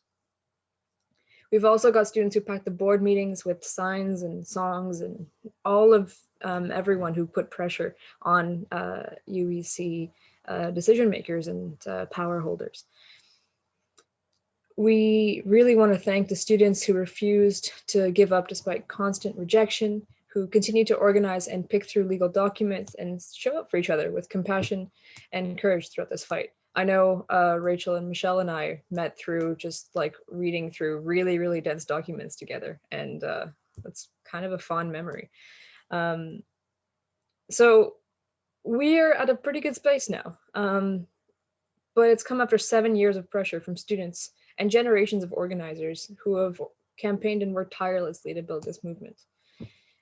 We held 2 campus-wide referendums, countless hours of work to research every angle of what divestment could mean, and you know, from the moral, from the financial, from the ethical, from every side, really. And then engaging in constructive dialogue with the Board of Governors over the years, despite pushback. This is the product of a dedicated youth movement. Next slide, please. Now, it was a lot of work, and it was a lot of different types of work. So here's a quick overview over the diversity of tactics and all the tactics that we needed to engage at all levels, and to make sure also that different people could come and contribute their skills to the movement. So we tried to kind of design specific actions, tactics, and key messaging for everyone to be able to contribute. So we tried to hit the institutional allies that we have through one-on-one meetings, through board meetings, through like promoting agendas through our student reps, kind of going with this rhetoric that if UBC wants to call themselves #1 in sustainability and climate action, means they have to divest. You can't not divest and still call yourself that without being a total hypocrite. And then we also wanted to kind of engage with our allies on campus. So we did this through petitions, social media campaigns, art builds, teach-ins, the climate strike, a lot of opinion pieces and UBC interviews, using key terms like fossil-free degree and our collective futures to really kind of emphasize that this is this is something that students want. It is our fossil-free degree, and it is our collective future. So Rachel is going to take you through kind of 5 elements that we think brought upon our success. Thanks. Yeah, so we were really able to build public support by raising awareness and understanding of what divestment entails and why it is important for achieving climate justice. And we were able to do so through building different mediums that allowed members to take the lead on different campaigns and for students to engage in different accessible ways as well. And so these tactics included the referenda, canvassing, one-on-one outreach, teach-ins, building alliances with other student groups and other groups on campus, as well as spreading the message through storytelling and art. And so we knew that we needed the public on our side in order to win and to make them feel like they were part of a broader movement. The next slide was what we call the outside strategy, and that entailed mobilizing the community to apply pressure to decision makers and to demonstrate the level of public support by being loud, by being visible and persistent, and by showing up in really large numbers like the climate strike, as well as these different demonstrations that we put up over the past few years. And by doing so, we kind of forced decision makers to look at the evidence.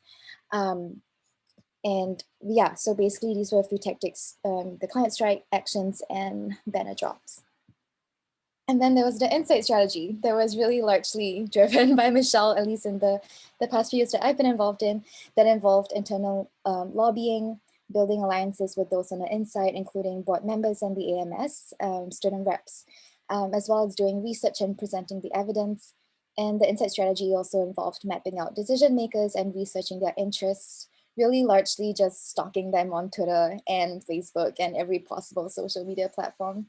And so members of our team that worked on the insight strategy really learned how to speak the language of the board administration, and we learned to present arguments in ways that would resonate with them. And this is where I learned that that different audiences really require different messaging. And student and faculty governors in particular were really essential allies of the campaign, including Max, who's here, as well as Jeannie. And they were often far more accessible and gave us kind of an insight into the meetings that were often not available to the campaign. And on the inside, the campaign required a lot of one-on-one and group meetings to lobby these governors and to swing them to our side. And this is often a part of organizing that you don't see from the outside because it happens quietly and behind closed doors, but skillful negotiation in an exceptionally bureaucratic context is an important part of successful change making. And so both these outside and inside strategies were extremely complementary and both really necessary parts of the divestment campaign. And the inside strategy, while the inside strategy puts forward arguments to those who are in decision-making powers and kind of compels them to listen to us, the outside strategy forces them to listen to the people on the inside.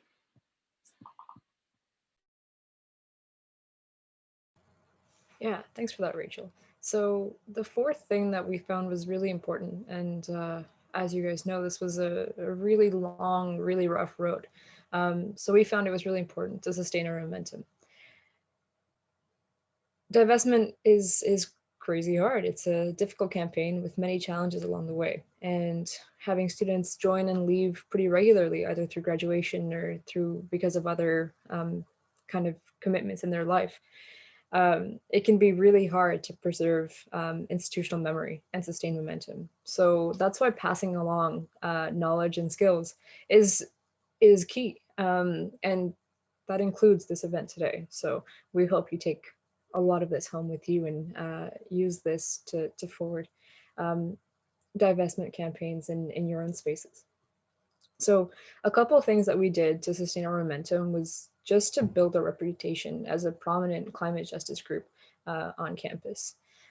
We also decided as a group to work on multiple climate issues so that when we were waiting for the Board of Governors to get back to us, or there was just a pause in kind of what was going on with divestment, we didn't lose members. We had other things to work on and again, just build our reputation. And we also just had so many people come and work on this. You've met a few of us today, but there are so many unsung heroes who have helped carry along the campaign at various times and in various ways. Next slide, please. And then finally, we've got some external factors that led to this, led to the changes that have now come.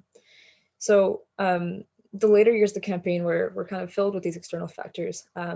Starting with in 2016, our new president of UBC, Santo Ono. So President Ono had sustainability high on his agenda, and he was committed to making UBC a global leader on the issue. There was also some controversy from the 2015 resignation of the previous president, so President Ono had to smooth over some of that bad PR. And then in 2017, the NDP government was elected, replacing the BC Liberals. And so the government started replacing board members. We had nonprofit members with nonprofit backgrounds come in and replace corporate board members. And these nonprofit related members were more amenable to divestment. And then we also had a lot more transparency in the board following the 2015 controversy. And so that transparency helped us kind of push our agenda forward and make sure that students knew all about what was going on. So in recent years, the board has consistently posted meeting times, agendas, and locations, and has even allowed the public to attend most meetings and sometimes even speak. So we've also had, that's been a great help. And we've also had the board become more interested in listening to and speaking with us. And that's in large thanks to the student reps that were part of the board and kind of got us in from the inside. Finally, UBC received pressure from other directions, such as other university divestment commitments, specifically Concordia being the first Canadian university to divest. And then also the University of California, who committed to fully divest its $80 billion portfolio just months after President Janet Napolitano visited UBC. So if you're not a member of UBC, the UBC community, and you're at this workshop, we'd like to recognize here that it doesn't really matter where you're from. Other universities divesting and knowing their stories will help you kind of get to that same place, or maybe further on in your own institution.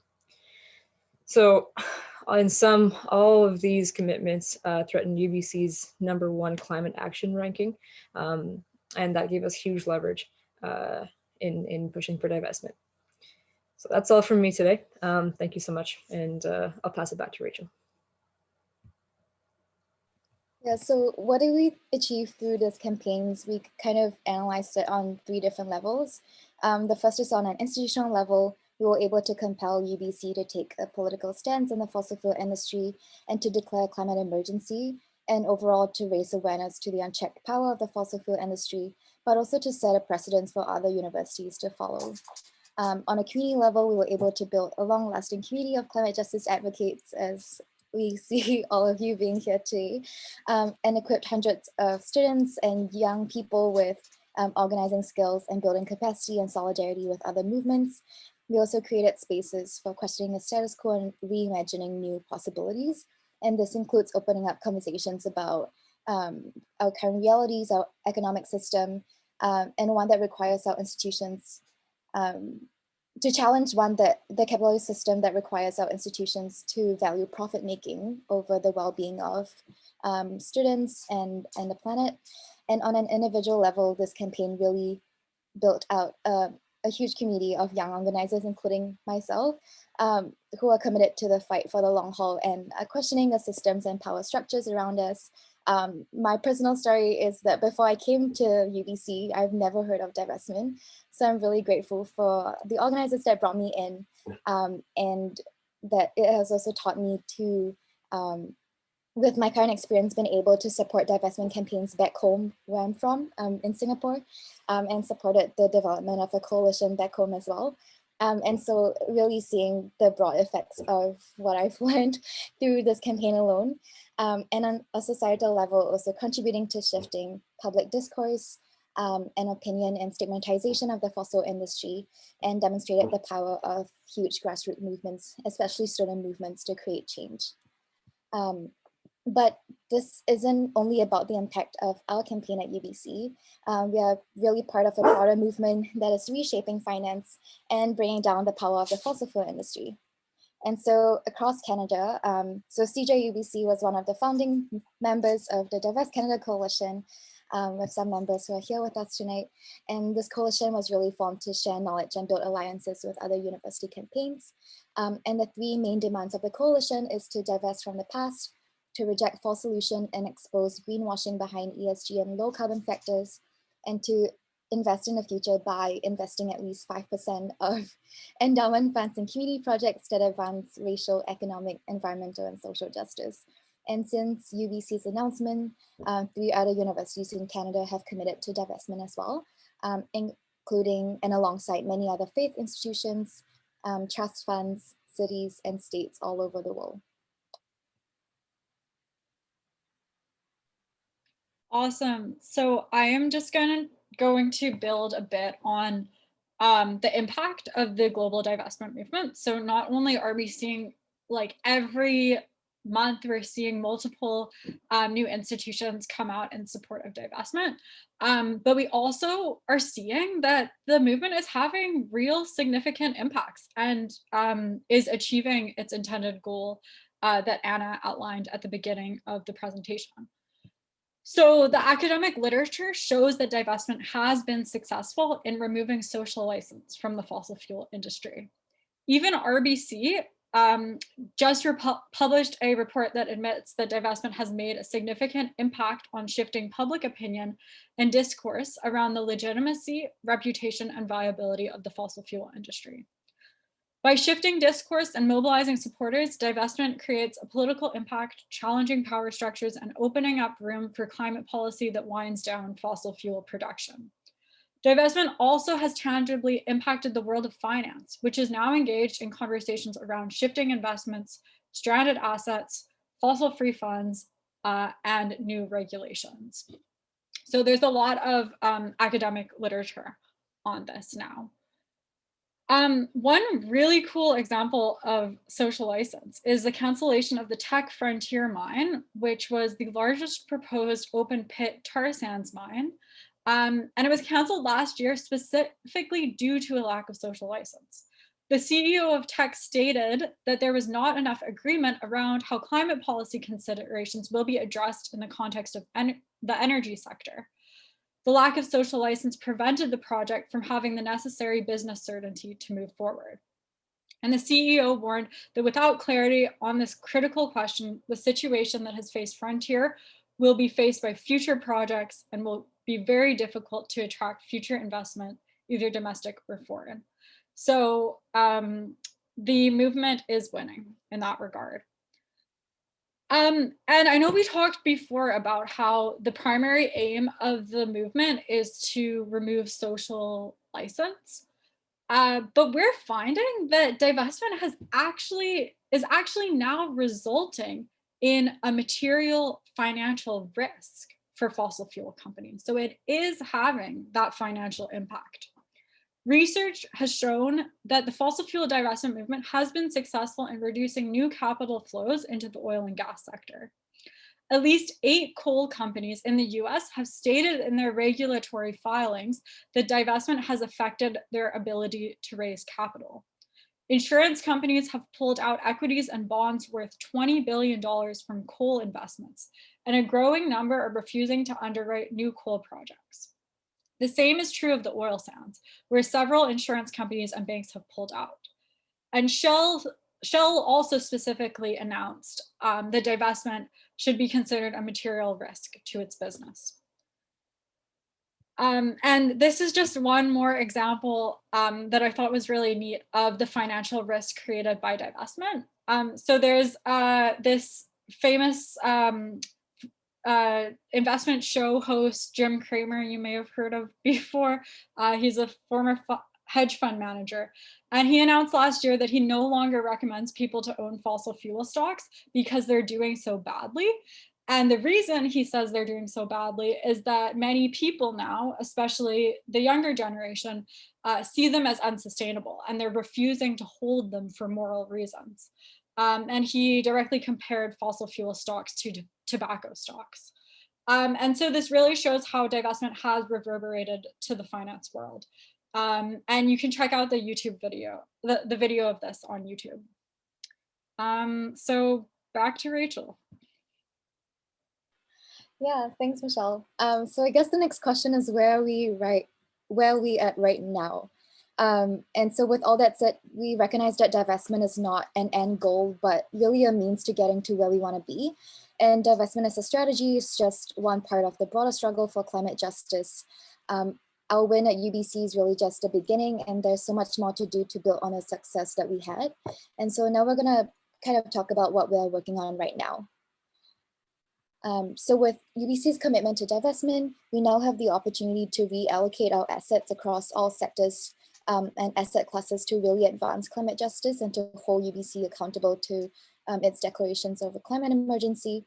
And if UBC is to really address the emergency at the scale and with the urgency that it demands, then there's so much more to be done beyond just divestment. And so last year, I think in September or October, if I'm not wrong, we developed a list of recommendations for UBC to lead in investing in line with climate justice. And we strongly believe that UBC can and should accelerate its full divestment deadline to 2025 instead of 2030, as well as integrate climate justice criteria across its portfolio and pursue community reinvestment. I'm gonna quickly pop the links to the recommendations in the chat, or if someone else could, that would be great. Okay, I got it. Thank you. And so in terms of community reinvestment, we are continuing to put pressure and to hold UBC accountable to its commitments. especially in its new investment strategies that they're developing. And in particular, we're interested in looking at what community reinvestment would look like for UBC to not only advance climate justice, but also to improve access to capital in the province for local communities who have historically lacked access to financing and low interest loans. And so community reinvestment is really asking, how can we shift capital into projects that build the world we want to live in, and away from an extractive economy to one that is truly regenerative and democratic and restores Indigenous sovereignty? How can UBC use its significant endowment funds to meet and support community needs, especially as we work towards a just recovery and energy transition? And how can UBC and other universities in BC take leadership in advancing the community investment landscape to build community wealth? And so we think that UBC can set a really huge legal precedence should it choose to do community reinvestment under the guise of fiduciary duty, to push a huge paradigm shift on an institutional level, to measure returns of investments beyond just financial profits, but as a form of accountability, and even how community investments can be a form of reparative finance.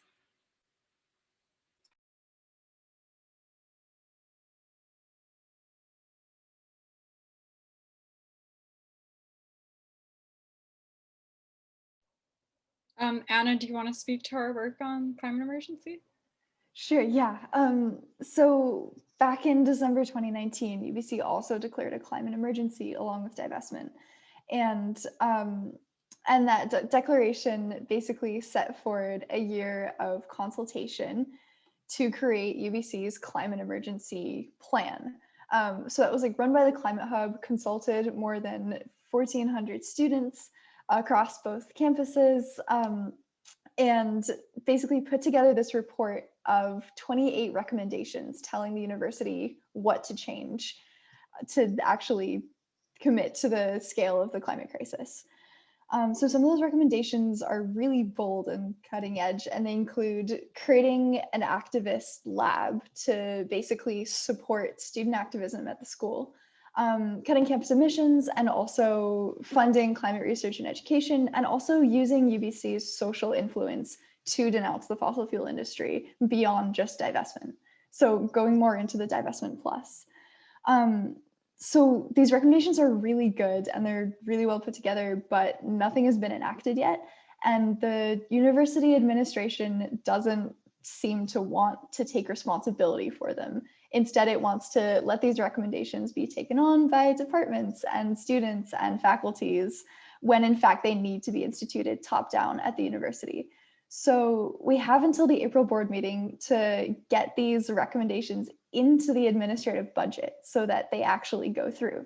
The UBC Senate has endorsed them, and the Climate Committee of the Board of Governors has endorsed them in theory. So the last push is getting through the budget.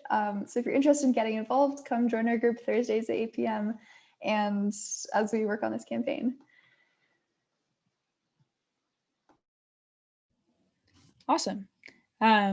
So one of the other things we have going on right now with Climate Justice UBC, we haven't mentioned that we changed our name, but we did. Well, we haven't officially said that we did that, but that happened at the beginning of this year, just as an added note for people that are confused by our multiple names. Someone earlier in the chat was mentioning kind of the shift they've noticed, I think it was Julie, toward more justice-based framing of the climate crisis over the years. And that kind of is reflected in the reasons why we changed our name to better kind of understand what we are doing and to have it be clearly communicated by our name. Also add to that the fact that UBC C350 is quite difficult to say and maybe not that meaningful to many people. So yes, that happened at the beginning of this year. I also want to touch a little bit on our water and land defense working group. As we know, the divestment campaign is only one angle on the broader fight to stop fossil fuel extraction projects. Our Water and Land Defense Working Group is formed to kind of act on our values as a group of upholding and supporting Indigenous sovereignty. This often looks like attending and hosting actions in solidarity with Indigenous land defenders. This includes things like last year, we co-hosted a campus-wide walkout for Wet'suwet'en. And right now, at the moment, we're looking right now, this looks like amplifying the message of Indigenous youth, such as the Braided Warriors, who are defending the land and fighting projects such as the Trans Mountain Pipeline Expansion Project. More information on that specific fight is available via the Braided Warriors Twitter, which I'll drop in the chat in just a moment. And you can also come to our meetings to find out more about what we're doing to hopefully support efforts like this. Some of the things we've been doing also include holding nonviolent direct action trainings, hosting phone banking blasts, and fundraisers. I'd also like to note that there's an event happening tomorrow, not hosted by us, but by Climate Convergence, I believe. And it's on what's next in the fight to stop the Trans Mountain Expansion Pipeline. Trans Mountain Pipeline Expansion Project. And Stacy, who is here tonight, is going to be speaking on that panel. It's tomorrow at 6 p.m. So I'll drop that in the chat too, all the resources. There you go. And over to Sam to talk about bank divestment. Oh, okay, thank you. So yeah, obviously a lot of his systems, they're more than just the fossil fuel industries. We've mentioned it a few times. Financial institutions are integral to funding these systems and projects that pollute the earth, that violate communities across Canada, and that ignore the rights of Indigenous communities. So by demanding that banks divest from these interests, we bring attention to these issues, and we also support a future in which his projects are no longer funded. They're no longer part of our society. So we do this mainly, there are two main ways of bank divestment. First of all, we have, for instance, here on screen, we have about Stop the Money Pipeline for Line 3, where you are directly emailing bank executives and putting pressure on banks to divest. And second of all, we have bank switching, where we as customers switch our support for banks by changing where we keep our money. So yeah, that's happening like right now, like particularly with Line 3, but also with TMX. And this is integral both to divestment and land defense. So that's pretty cool. I'm just gonna put some links in chat to Bank Switch and to some resources that you can use to find out if your bank is funding fossil fuels. The twist is it probably is. So yeah. Oh yeah, and divest and stuff is happening around this in the near future as well with Divest Canada, which is a coalition which we are part of. So yeah, moving on.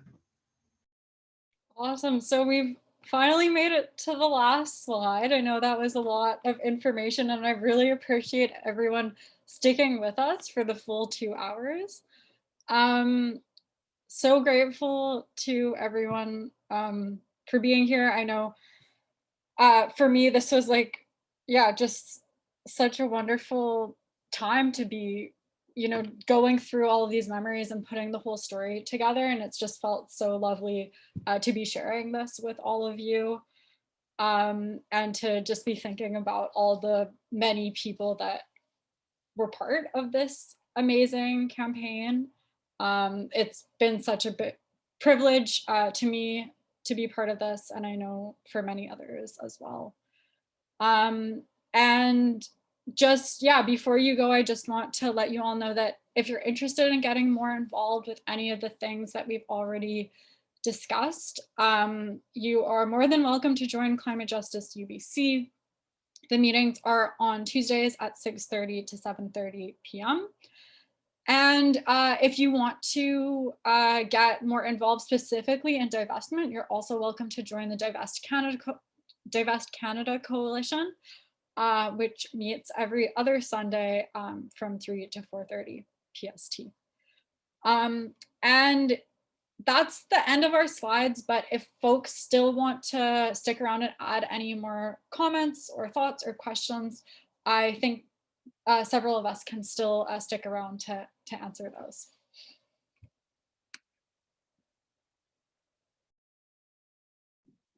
And wow, we finished right at 8:30. What? Good timing, everyone. Michelle, there was a question in the chat by Sebastian. I'm not sure if it was answered, but he was asking if he could share them with the organizers for York's Fossil Free campaign. For sure, yeah, absolutely. We will also be sharing the recording for folks that weren't here. Okay, yeah, awesome, thank you. Thanks so much.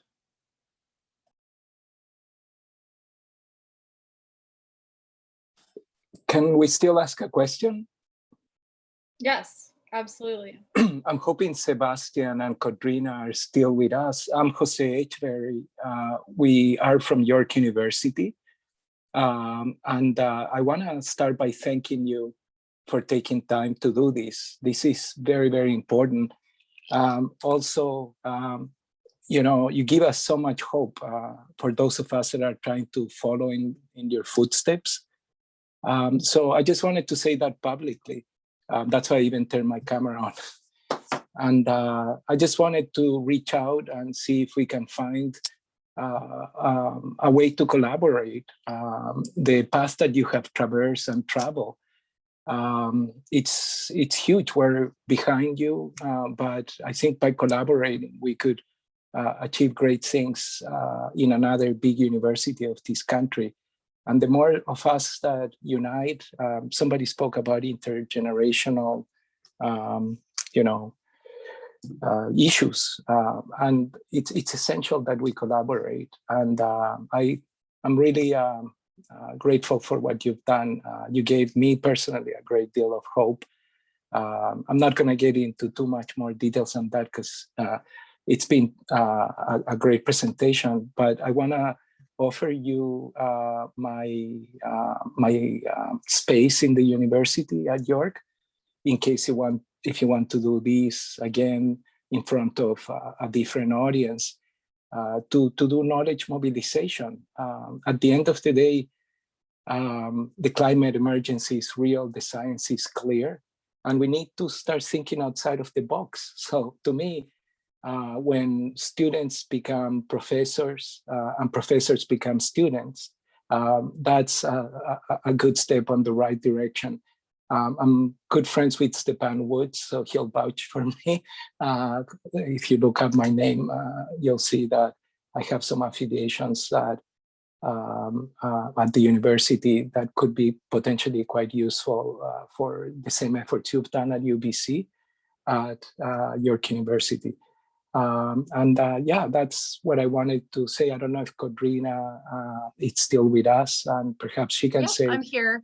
Great, great. So thank you again, and please, please don't give up. I think if we unite, we can still, you know, avert disaster, and therefore let's unite.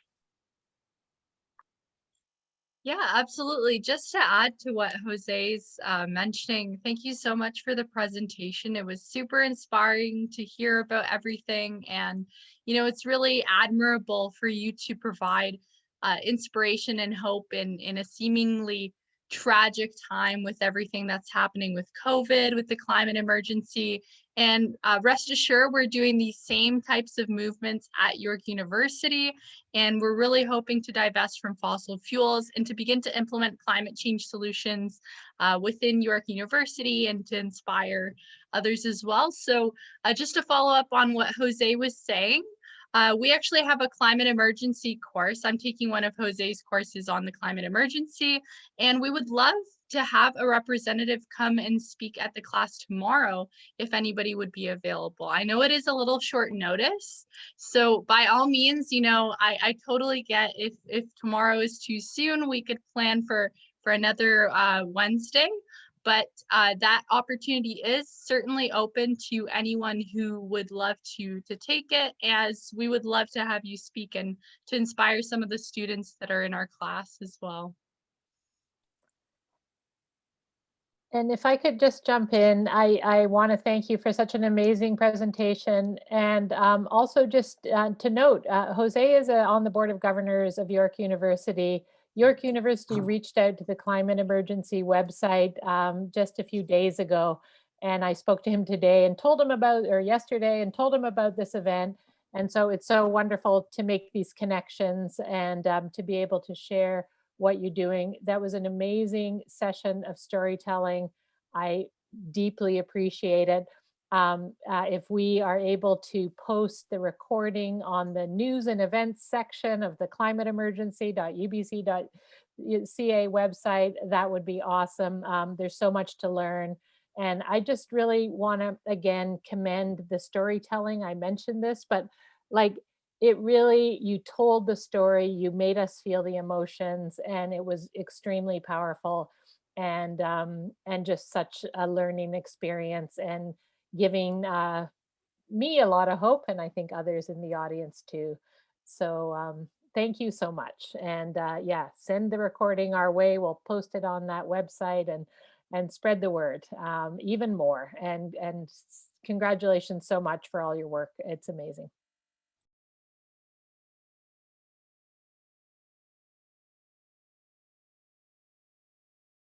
Thank you so much.